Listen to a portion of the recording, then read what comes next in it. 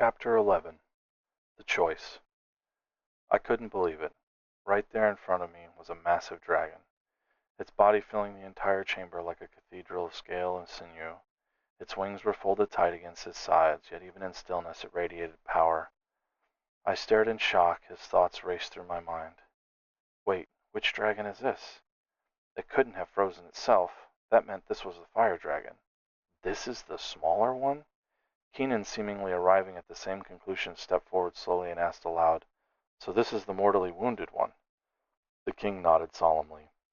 "Yes, she was frozen by her brother to keep her safe. We're not sure of her current condition, but when she was frozen, she was dying." "Can she be unfrozen?" Rieger asked, placing a hand gently on the ice. The guards immediately stepped forward, weapons half drawn, but the king raised a hand, halting them. Rieger withdrew quickly, apologizing, his eyes darting around the room as if he had heard something, searching for a source, visibly unsettled. The king continued, "Yes, she can, but only by her brother, as far as we know. After the war, he disappeared about 100 years later. Some say he was searching for a cure, others believe he's waiting for the demons to return. It's probably a mix of both. But since he hasn't checked in and no one has seen him, we assumed he was lost or dead. However, if you've seen a demon frozen like that, then he must still be alive. At least that's my hope." He turned to us, his voice full of restrained urgency. "If the 6 of you would be so kind, inspect the ice and confirm if it matches the ice the demon was frozen in." He stepped back, anxiously waiting for our report. Keenan moved closer to me and whispered, "I think most ice looks the same, but there are 2 things I notice immediately. It's not that cold in here, and it's not melting. This has to be magically bound somehow." I nodded, and without thinking reached out and touched the ice. A faint voice echoed in my mind, "Brother, is that you?" Shocked, I recoiled, heart pounding. I glanced around. Rieger was staring at me, his eyes focused, and in that instant I realized he must have heard it too when he touched the ice. "You?" I asked. He just nodded, his expression unreadable. I turned back to the ice, inspecting it more carefully. The surface was smooth, almost glassy, but beneath it the frozen dragon's body shimmered faintly with internal light, like embers trapped in crystal. I looked at Keenan. "Man, I don't know. I think it's the same, but it's not like I'm an ice expert." Keenan smiled faintly. "Yeah, it does have similarities, like the way the ice froze horizontally. That means it had to freeze fast, not just settle from gravity." "That's fair," I said with a sigh. "I think it's the same ice," I said aloud. "So do I," said Keenan and Rieger almost at the same time. Throm stepped forward. "I agree." Grog and Gam both nodded silently. The king clapped his hands, his face lighting up. "Excellent," he exclaimed, rubbing his palms together. "Then he's alive, and hopefully the girl is still alive too." "She is alive," I said quietly, almost without realizing it. The room fell into a heavy silence. Tormund turned to me, frowning. "How can you be so sure?" I hesitated, then said, "When Rieger and I touched the ice, we both heard a voice asking if we were her brother." "What do you mean she asked you?" the king said, his hands trembling slightly. When we touched the ice, she spoke into my mind," I explained, glancing at Rieger, who nodded in agreement. "What exactly did she say?" the king pressed, stepping closer, his face tight with anxious hope. "She just said, 'Brother, is that you?'" The king's hand shook as he turned to Throm. "She's alive," he murmured. Throm nodded, a slow smile spreading across his face. "This is very good news." The king could barely contain himself. "The sister lives. This is wonderful." He turned back to us, his voice rising with excitement. "We need to find and get her brother here. Maybe he can help her. Throm, with your paladin healing, is there anything you can do?" Throm shook his head, regret heavy in his voice. "I can't heal mortal wounds, especially if she was already dying when she was frozen." Keenan sighed quietly from the corner. "But I can," he said. "Though judging by her size," he glanced at the massive dragon encased in ice, "it might kill me." The king, who had looked hopeful, quickly tempered his expression. "Well, we should at least think about it. There's no need to do anything rash. From what I've read, she would hate to see someone sacrifice themselves for her." The room quickly devolved into excited discussions, everyone brainstorming ways to find the brother, save the sister, and melt the ice. Ideas flew around, building a massive bonfire, using fireball spells from dwarven mages, even invoking ancient rites of thawing. But while I listened, my attention was drawn to Keenan, standing quietly at the back of the room, his head bowed. He looked up at me and said, "What's the point of being able to bring someone back from the brink if you don't use it?" "Hold on," I replied quickly. "We might find another way. We must think this through." I smiled, trying to reassure him. He met my gaze steadily. "Look at the dragon." Instinctively, I turned. She was magnificent, elegant, beautiful, and dangerous. Even frozen, her wings were curled like sleeping serpents. Her horns arched like obsidian crowns. Even in stasis, she looked ready to rise. "Who would be better at fighting the demons?" Keenan asked softly. "Me or her?" I tore my eyes away from the dragon. "Yes, but let's find a way to keep you both alive, huh?" I said, clapping a hand on his shoulder. He smiled back. "Yeah, I guess you're right." Meanwhile, the king and Sema described to bring more information about the dragons. Scrolls, maps, anything that might help. The room buzzed with motion and purpose. I was watching and listening to my uncles, distracted. Keenan was no longer beside me. He had drifted closer to the dragon, his glove off, one hand pressed gently against the ice. "You truly are the most beautiful creature I've ever seen," he murmured. He thought back to when the light had gifted him the power to heal. This is what you had all along. This is what you had in mind all along, isn't it?" he wondered. "I was made for this moment, to give hope to many." Keenan turned briefly, casting one last look at me and my uncles. "Goodbye, my friends," he whispered. Then he took a deep breath and began to channel his energy. One of the guards noticed first and shouted a warning. We all spun around to see Keenan, radiant energy pouring from him into the ice, his face etched with determination, his body trembling under the strain. Light surged from his hands in golden waves, wrapping the frozen dragon in a shimmering cocoon. "No," I yelled, heart pounding. I tried to rush toward him, but the wave of magic held me back like an invisible wall. The air crackled with power, and the floor beneath me vibrated with the force of the spell. Helpless, I watched as Keenan grew visibly weaker. His shoulders sagged, his eyes drooped shut, and his breath came in shallow bursts. Then finally the energy field faded and he collapsed. I scrambled to his side, cradling him carefully. My fingers frantically checked his neck, his chest, searching for any signs of life. "He's still breathing," I said, relief crashing through me like a tidal wave. Keenan coughed and sat up, groaning. My head hurts." Everyone crowded around him, staring in stunned silence. I yelled, "What are you doing, you idiot? Can you stop being impulsive for 10 seconds and help us figure out a plan?" He shrugged, wincing. "I thought it would work." "Wait," Throm said, kneeling beside him. "It didn't work?" Keenan shook his head. "No, it didn't. She's not mortally wounded. Any more, at least." I don't think so." I channeled the spell, poured all my energy into it, and was about to use my life force when I heard a voice say, "No, my child, not now, not like this."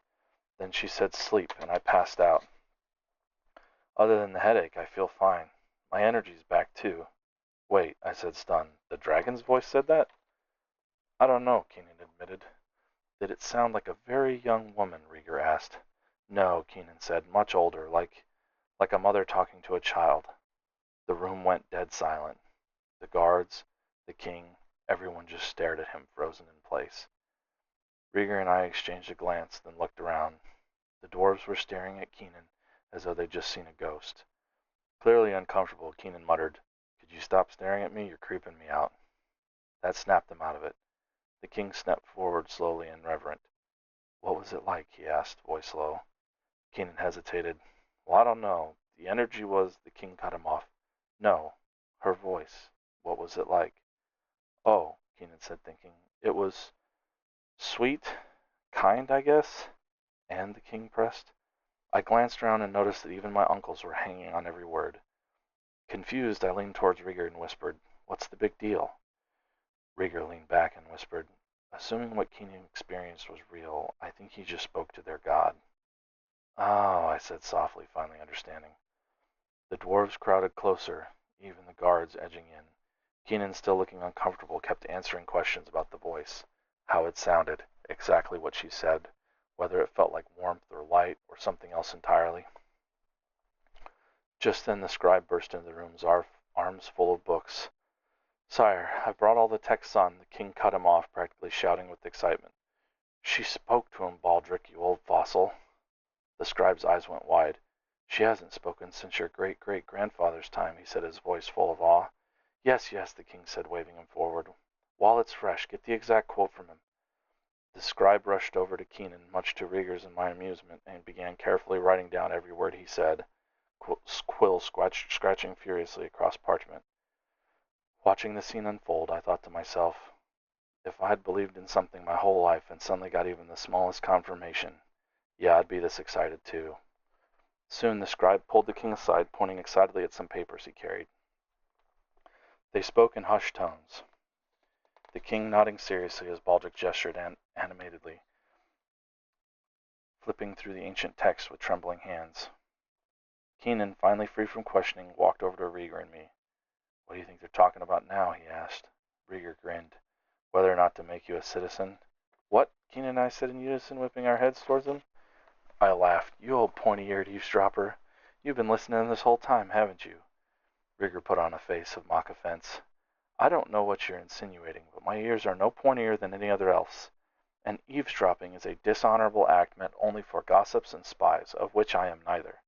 So if you're attempting to insult me, you're well on your way. We all burst out laughing at his long and drawn-out way of responding. But the laughter quickly faded as the king approached, his expression grave. We cannot take one person's word as fact, he said solemnly. We'll record it, but there's something we must show you. Hopefully it will confirm everything, though it's a long shot. I quickly asked, what about melting the ice? Tormund shook his head sadly. We'll have to wait for her brother. We won't risk cracking it. Every dwarf in this mountain would rather die than let harm come to her. Without another word, he turned and gestured for us to follow. We trailed behind the king and his guards, moving down a long, winding hall carved deep into the mountain's heart. The air grew cooler, heavier, as if the stone itself held its breath. The flickering torchlight cast dancing shadows across the walls. As we progressed, the number of guards stationed along the corridor steadily increased. Their armor gleamed, their expressions solemn. Each one nodded respectfully as we passed, but their eyes never left us. Finally we reached the end, a massive doorway guarded by at least a dozen dwarves, each one standing like a statue, unmoving and alert. The door itself was breathtaking, a masterpiece of dwarven craftsmanship. It was richly carved, with intricate patterns, interlocking runes, flowing lines, and symbols older than the kingdom itself. The frame was a massive stone archway adorned with twisting vines, glimmering gemstones, and ancient dwarven sigils. The soft lighting above it highlighted incredible depth and detail, giving the carving an almost lifelike moving quality, as though the stone remembered what it had been once. Rieger smiled, admiring it. Such beautiful craftsmanship, he said quietly. Tormund nodded with pride. Indeed, he replied. A spell sealed the door, and it took nearly 5 minutes for the mages to remove it. Their hands moved in practiced gestures, murmuring incantations as the runes slowly dimmed and faded. When the final glyph vanished, a series of precise knocks signaled those inside that we were friendly. Keenan leaned over to me and whispered, What could they possibly have in there that needs this much security? I have no idea, I muttered back. One of the dwarven guards overheard us and promptly shushed us. We immediately fell silent. When the door finally opened, we were ushered inside. The chamber was dome-shaped, vast and echoing, its walls gleaming with a polished, almost metallic finish that shimmered like starlight. The air was cool and still, charged with a quiet energy that made the hairs on my arms rise. 4 mages stood equidistant from one another, forming a perfect square around the room's center. Each was flanked by 2 heavily armored guards, their armor etched with runes that pulsed faintly in the dim light. 4 additional guards remained stationed by the door, their expressions unreadable, their posture rigid with reverence. In the center of the room, atop a bed of black obsidian, lay a large oval-shaped object, much like a heart. Its surface was smooth and slightly translucent, like frosted crystal. Beneath the pale exterior, faint pulsing veins glowed with a soft, rhythmic light.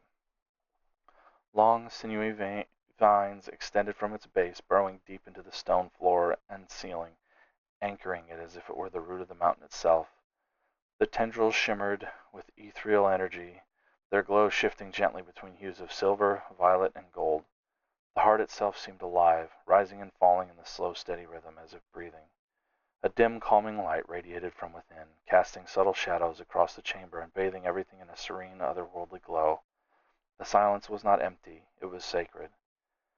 The sight was both tranquil and awe-inspiring. Are you seeing this? Keenan whispered, his voice barely audible. He stared at the heart, an unusual expression of peace softening his features. "For the first time in my life I feel truly at peace," he murmured. "Aye," said the king, his voice reverent. "This is our most sacred place. Only the strongest and most disciplined are permitted to guard this chamber. These dwarfs," he gestured to the guards and mages, "are the best we have to offer." Turning to us, the king's expression softened, his eyes shining with pride and something deeper. Devotion, perhaps. "Gentlemen," he said, "I would like to introduce you to the Celestial Mother." "The one from the mural?" Rieger asked quietly. Before anyone could reply, a soothing voice filled the chamber. "My ever-faithful dwarfs, you have served me well, but I must speak with the travelers alone."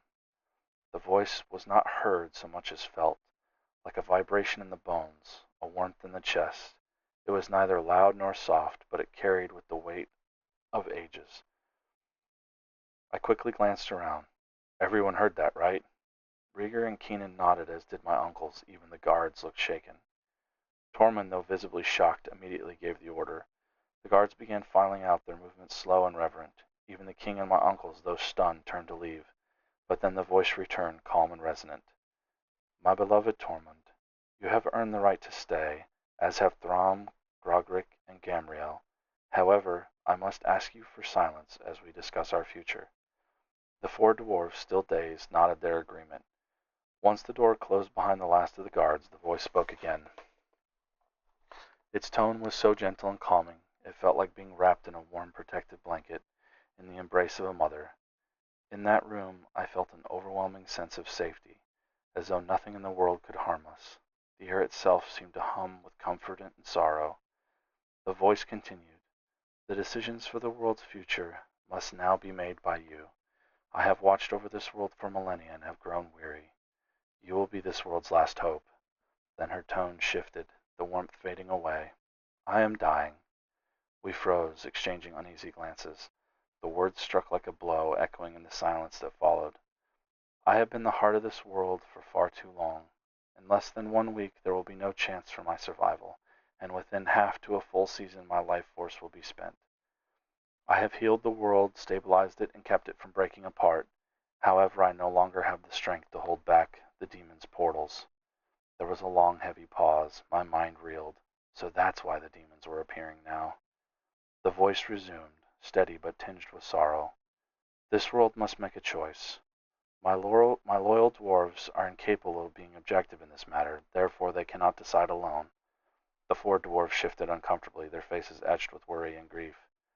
The voice softened. "You are incapable in the best possible way." She paused as though gathering her thoughts, then continued. "We have at least 4 races represented here. Dwarf, elf, Noctari, and human. That is enough to make the decision. Although I already know how the dwarves will vote." The dwarves exchanged uneasy glances, clearly unsettled. Their loyalty was absolute, but the weight of what was being asked pressed visibly on their shoulders. For a moment the chamber fell into a tense silence before the voice spoke again. "Your world has 2 choices regarding me," the voice said. "The first, I will continue to protect this world, holding my shield as long as I can give you time to prepare for what is coming. In this choice I will perish, but it may give you a better chance at a long-term victory, while saving more lives in the short term." The dwarves began murmuring among themselves, shaking their heads in disagreement. "The second choice," the voice continued, "is for me to hold the portals for a few more days, then detach and rest, preparing myself for the final battle. I would survive, though I would not be at full strength when the time came. This path carries a faint possibility of summoning my mate, who still wanders the heavens, though the chance of his return in time is very slim. These, my children, are your choices. Please take a moment to discuss them among yourselves." Keenan frowned. "Why us? Why not other leaders?" The voice answered gently, "Because you are here. Everything happens for a reason, even if we cannot always see those reasons. Even I must move forward. Make no mistake, people will die, but those deaths will not be on your hands. They will be on those who caused them. We all need direction, and sometimes decisions fall to the unworthy or the unprepared. But we must do the best we can in the moment, learning and growing stronger with each step." Rieger turned to me and Keenan. "What do you think?" Keenan sighed. "If I understand her right, we either sacrifice her to buy time or we let her live and face the attacks earlier and less prepared. Well, not immediately, I said. We'd have a couple of days to warn people. Maybe we could even get Reggie to help seal some of these portals. Rieger shook his head. I'm sure Reggie could handle small-scale portals, but on a global level? No, there's no way he could protect every island. Only ours might be ready. Keenan groaned. Ugh, I hate this. Yeah, I said with a faint smile, but I guess this is what being a paladin is all about. Keenan glanced at me. Hard decisions, he muttered. I nodded, the kind that leave scars. Several minutes passed in tense silence. The air felt heavier with each breath, as if the world itself were waiting for our answer. Finally I spoke. Well, we have to decide. And hey, no pressure, just the fate of the world and every living being on it. Rieger let out a long, heavy sigh. I can see the wisdom in both paths, he said, discouraged. But either way, someone pays. Keenan shook his head. I think we should save her. The right decision isn't always the easy one. They both turned to me. What do you think? Rieger asked. I thought about my friends, about the people I'd met along this journey. Through all our twists and turns, I reflected on her words. We are not responsible for others' deaths, only for the choices in front of us. After a moment, I sighed. I can't vote to kill someone just to make my life easier, I said, especially not someone who's done so much for us without us even knowing. So we're in agreement then? Keenan asked. Rieger and I both nodded. I stepped forward, heart pounding. Okay, we've made our decision.